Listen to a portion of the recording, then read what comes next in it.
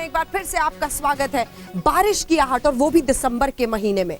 मौसम ने मारी है पलटी। अब सवाल ये है कि इसके साथ क्या ठंड और बढ़ेगी या फिर आपको और हमें इस जहरीली धुंध से जरा सी राहत मिलेगी, राहत की सांस लेंगे हम और आप।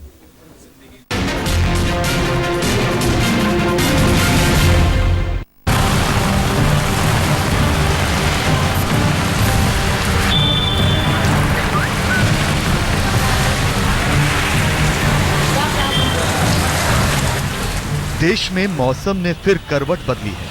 कहीं दिन में अंधेरा छा गया तो कहीं बादल गरज कर बरसने लगे। लखनऊ में मौसम बिगड़ा, कानपुर में बादल बरसे, मथुरा भी तरबतर हो गया। लेकिन अचानक मौसम का बिगड़ना और बारिश का आना, क्या ये शुभ संकेत हैं? उत्तर भारत में जिस तरह से मौसम बदला है, आखिर मौसम का ये मिजाज क्या समझा रहा है?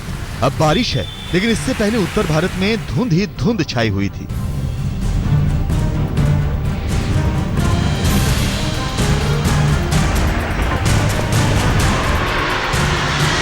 क्या अब जहरीली धुंध छटने वाली है? क्या स्मॉग से निजात मिलने वाली है?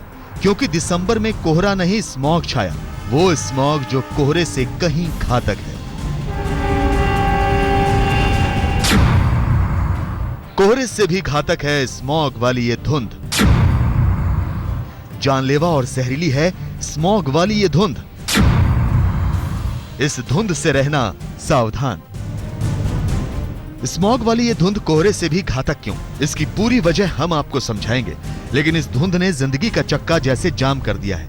पिछले 2 दिनों में देश की राजधानी दिल्ली में सबसे ज्यादा स्मॉग दर्ज किया गया। दिल्ली एनसीआर समेत उत्तर भारत में बढ़ी हुई इस धुंध से एक तरफ जहां रेलगाड़ियों की आवाजाही पर असर पड़ रहा है, हवाई यातायात पर असर पड़ रहा है, सुबह शाम तो सड़कों पर चलना भी मुहाल सा हो गया है। दिसंबर का महीना शुरू हो चुका है, लेकिन मौसम में बदलाव और ठंड का असर उतना नहीं देखने के लिए मिल रहा है जितना पिछले साल मिल रहा था देखने के लिए। इस वक्त हम मौजूद हैं राजपथ पर। तस्वीरें अगर आप सामने देखें तो आपको धुंध जरूर दिखाई दे रही होगी, क्योंकि सूरज निकलने के बाद भी कहीं ना कहीं सबसे ज्यादा परेशान करने वाली बात यही है। इस मौसम में कुछ तो गड़बड़ है कि दिसंबर आ गया लेकिन ठंड नहीं है और धुंध बराबर है। अमूमन दिसंबर में जिस तरह से तापमान में गिरावट देखी जाती है, इस बार ऐसा नहीं है। अभी भी हम जैसे इस पे थे, हमें लग रहा था कि उतना फ्रीली हम नहीं निकल पा रहे थे। हाँ, अभी तक हमने रजाई नहीं निकाली है उसके लिहाज से, बट हाँ आगे आने वाले टाइम में सडनली टेम्परेचर में ड्रॉप होगा तो उसके अकॉर्डिंग निकालनी पड़ेगी। और अब आपको बताते हैं कि कैसे ये स्मॉग वाली धुंध आपकी सेहत के लिए घातक है। इस मौसम में आप महसूस करेंगे कि जैसे आपका दम घुट रहा है, और ऐसा महसूस कर रहे हैं तो बिल्कुल वाजिब है, क्योंकि ये स्मॉग नहीं स्मोक है, जो फॉग यानी कोहरे और सूरज की रोशनी के साथ मिलकर ऐसा कॉकटेल बनाता है जो आपको बीमार नहीं, बहुत बीमार कर सकता है। कोई भी ऑर्डिनरी एक्सरसाइज अगर आदमी करेगा, जब स्मोक रहे तो ये पॉल्यूशन के कीटाणु डीप तक जाएंगे लंग्स में, और जब डीप तक जाएंगे तो जो लंग्स रिलेटेड बीमारियां हैं, जैसे ब्रोंकियल अस्थमा है, उसको बढ़ा देगी।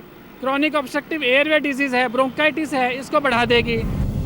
मौसम विभाग की माने तो स्मॉग में तभी सुधार आएगा जब बारिश होगी, और अब उत्तर भारत समेत दिल्ली में भी बारिश ने दस्तक दे दी है। तो क्या अब स्मॉग नहीं होगा, या फिर इस बारिश से आसमान में धुंध का साया डबल होगा?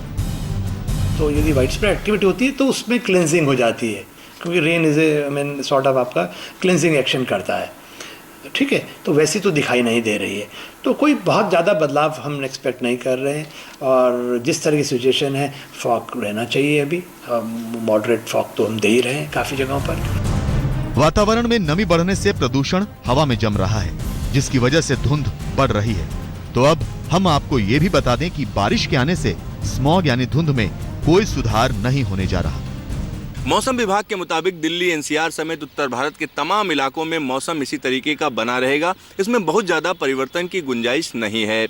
मौसम विभाग का कहना है कि दिल्ली और आसपास के इलाकों में न्यूनतम तापमान सामान्य से ऊपर रहेंगे, तो वहीं दिन का तापमान भी सामान्य से ऊपर रहने की संभावना ज़्यादा है। इसका सीधा सा मतलब ये हुआ कि दिल्ली और आसपास के इलाकों में और ज़्यादा ठंड की गुंजाइश नहीं है। कैमरामैन शकील अहमद के साथ सिद्धार्थ, दिल्ली, आज तक। हिंदी चीनी अंधाधुंध, जी हाँ, जो हाल इस वक्त हिंदुस्तान में दिल्ली में है वही हाल इस वक्त बीजिंग में है। दिल्ली का आप जिक्र कीजिए, स्मॉग जैसे जहर बनकर सांसों में घुल रहा है, लेकिन यहाँ पर सरकार हाथ पर हाथ धरे बैठी है। वहीं बीजिंग में देखिए, जब प्रदूषण इस तरह से फैला, स्मॉग का कहर बरपा, स्कूल कॉलेजेस तक बंद कर दिए गए लोगों की जिंदगी की खातिर।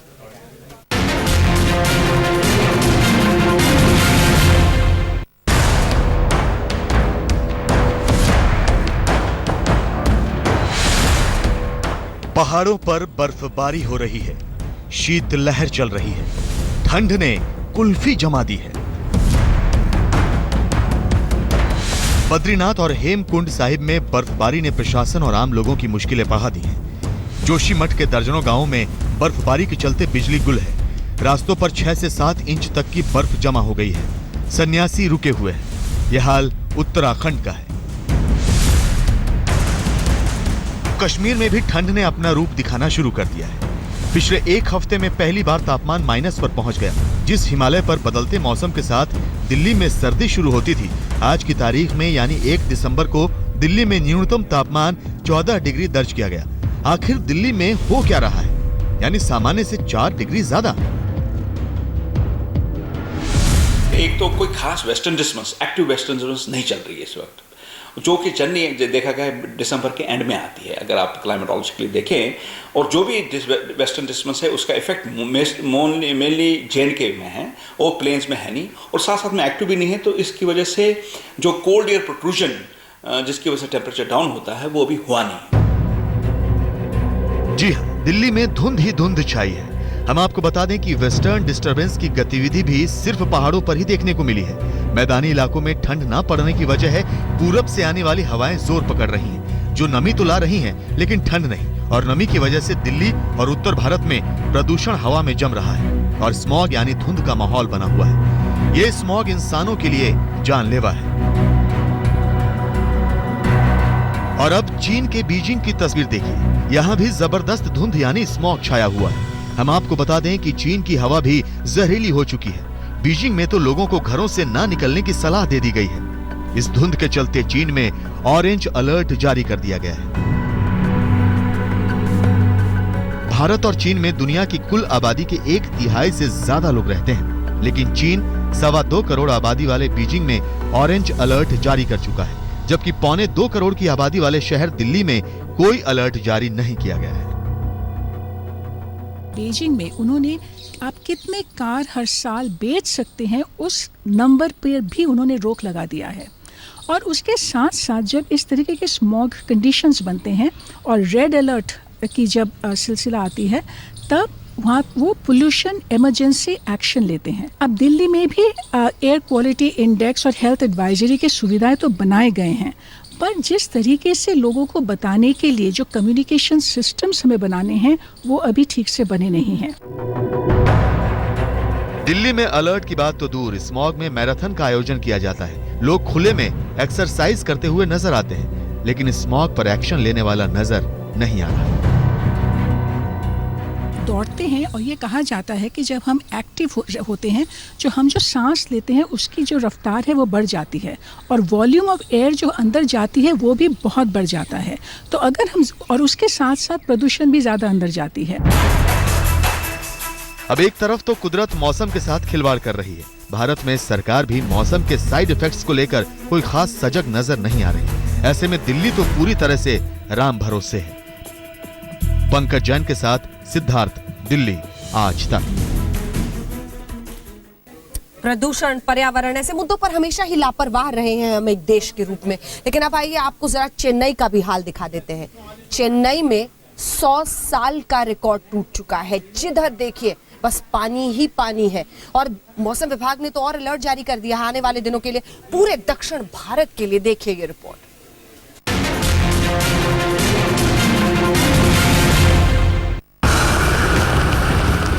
देश में मौसम कैसे ऊटपटांगा बना हुआ है, उसकी सबसे बड़ी तस्वीर तमिलनाडु में नजर आ रही है।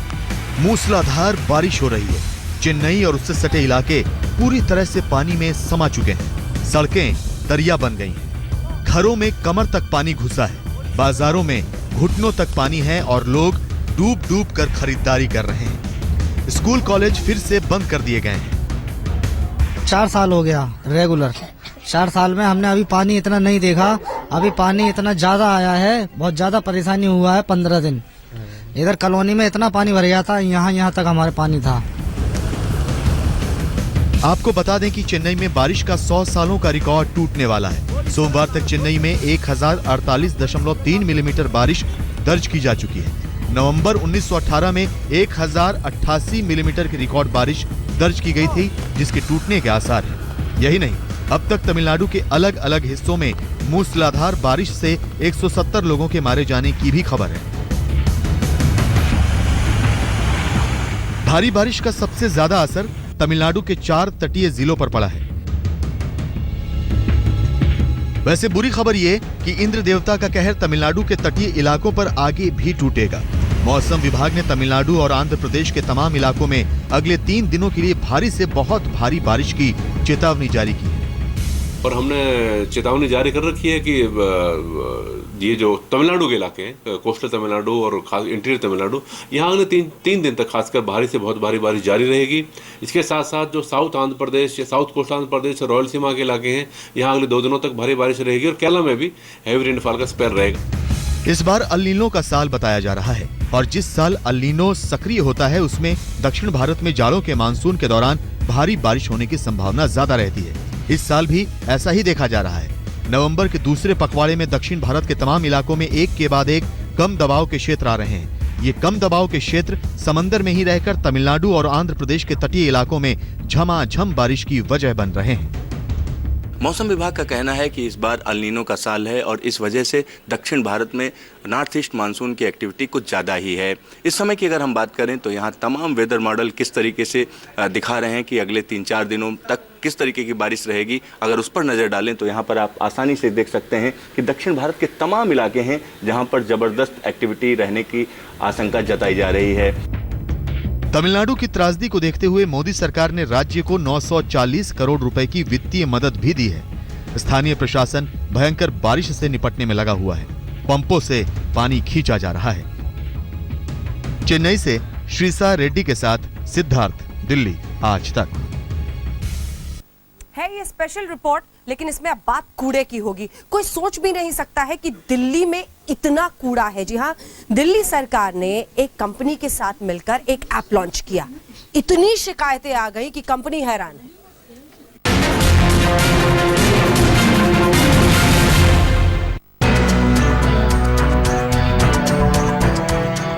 यह है दिल्ली के ललिता पार्क की तस्वीर। गंदगी का ढेर है और इस कूड़े का ढेर का मोबाइल से फोटो खींचा जा रहा है।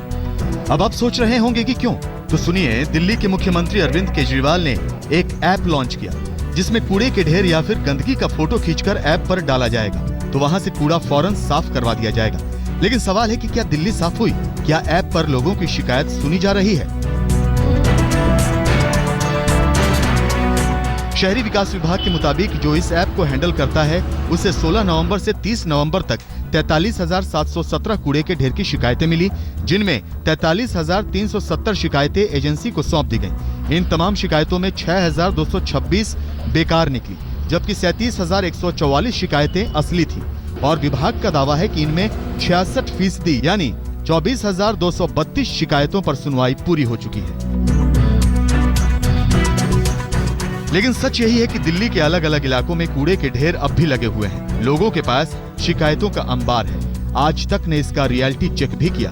ललिता पार्क में इस कूड़े का फोटो खींचकर ऐप पर डाला जा रहा है। यहाँ के लोगों का कहना है कि ऐसा वो कई बार कर चुके हैं, लेकिन उनकी शिकायत नहीं सुनी गई।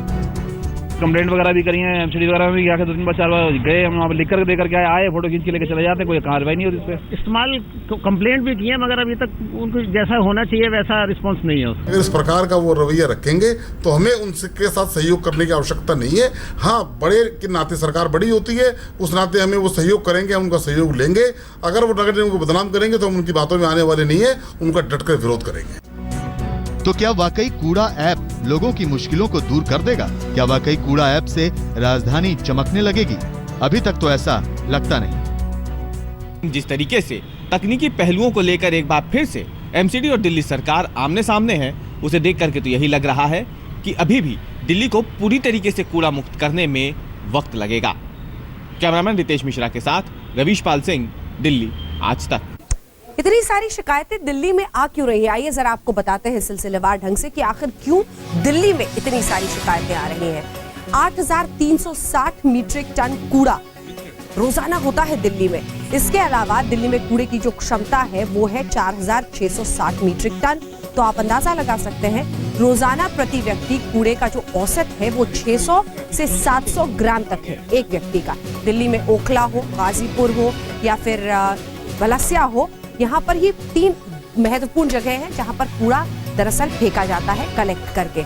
ओखला हो, गाजीपुर हो या वलसिया हो, कूड़े के यहाँ पर कूड़े से फुल हो चुके हैं। पहले उनकी क्षमता जो है वो पूरी खत्म हो चुकी है। तो अब आप अंदाजा लगा सकते हैं कि कूड़े का ये अंबार कैसे अलग अलग जगहों पर छीटा हुआ फेंका जा रहा है, इकट्ठा हो रहा है और इसीलिए शायद इतनी सारी शिकायतें आ रही हैं। 1500 से 2000 मीट्रिक टन कूड़ा जलाकर 16 मेगावाट बिजली पैदा की जा रही है।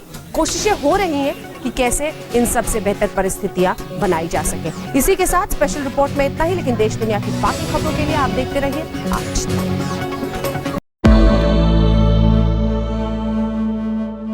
की बड़ी खबर, पहले जलवायु परिवर्तन सम्मेलन में प्रधानमंत्री मोदी और पाकिस्तान के प्रधानमंत्री नवाज शरीफ का आमना सामना हुआ। दोनों नेताओं ने एक दूसरे से हाथ मिलाया।